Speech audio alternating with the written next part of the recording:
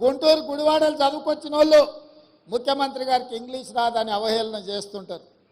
నేను ఒక మాట అడగదలుచుకుని వేదిక మీద నుంచి, చైనా, జపాన్, జర్మనీ ఈ దేశాలలో ఎవరికి ఇంగ్లీష్ రాదు, కానీ ప్రపంచంతోనే పోటీ పడిన అభివృద్ధిని ఈరోజు ఉత్పత్తిని ఆయా దేశాలు అందిస్తున్నాయి. ఇంగ్లీష్ అనేది ఒక భాష ప్రపంచంలో ఉద్యోగ ఉపాధి అవకాశాలు దొరకడానికి ఉపయోగపడుతుంది. ఆనాడు ఆ రోజు ఆ పాఠశాలలో ఉన్న వసతులను బట్టి మాకు గురువులు నేర్పించిన చదువు మేము నేర్చుకున్నాము. ఈరోజు మీకు నా సూచన, ప్రతి విద్యార్థికి ప్రపంచంలో ఉద్యోగ ఉపాధి అవకాశాలు వచ్చే ఇంగ్లీష్ భాషను కూడా మీరు నేర్పండి. ఎవరో రేపు భవిష్యత్తులో ఈ పిల్లలకు, మీ దగ్గర చదువుకున్న పిల్లలకు ఇంగ్లీష్ రాదని అవహేళన చేసే పరిస్థితులు రావద్దు.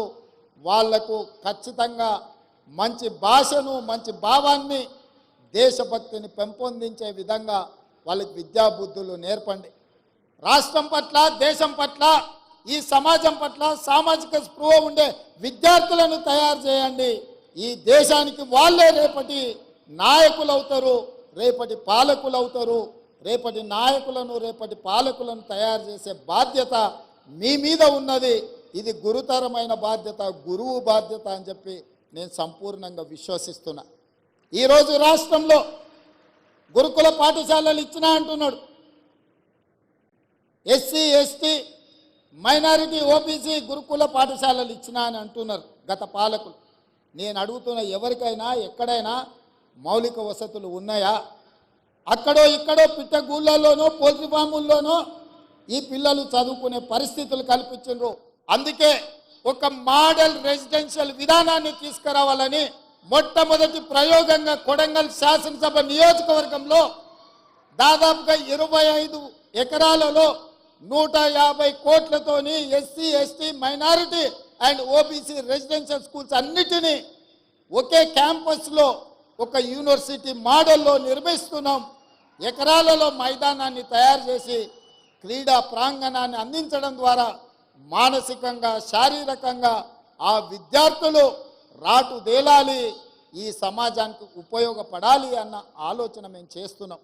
అందుకే ఈ రాష్ట్రంలో 119 శాసనసభ నియోజకవర్గాలలో ఎక్కడ అవకాశం ఉన్నా ఈ నమూనాతో ఒక క్యాంపస్ను క్రియేట్ చేయాలి, పేద విద్యార్థులకు విద్యను అందించాలన్న ఆలోచన మా రాష్ట్ర ప్రభుత్వం చేస్తున్నది.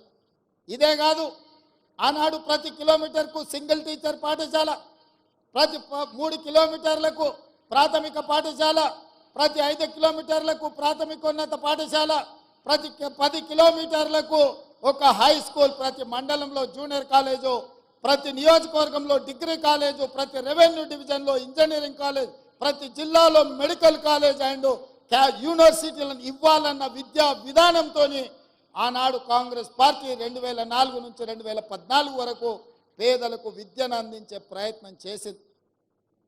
ఈ గత 10 సంవత్సరాలలో గత ప్రభుత్వం ఒక్క డిఎస్సి నోటిఫికేషన్ ఇస్తే 2004 నుంచి 2014 వరకు 4 డిఎస్సి నోటిఫికేషన్లు ఇచ్చి 1,00,000 మంది టీచర్ల నియామకాలు చేపట్టి పేద విద్యార్థులకు విద్యను అందుబాటులోకి తీసుకొచ్చింది.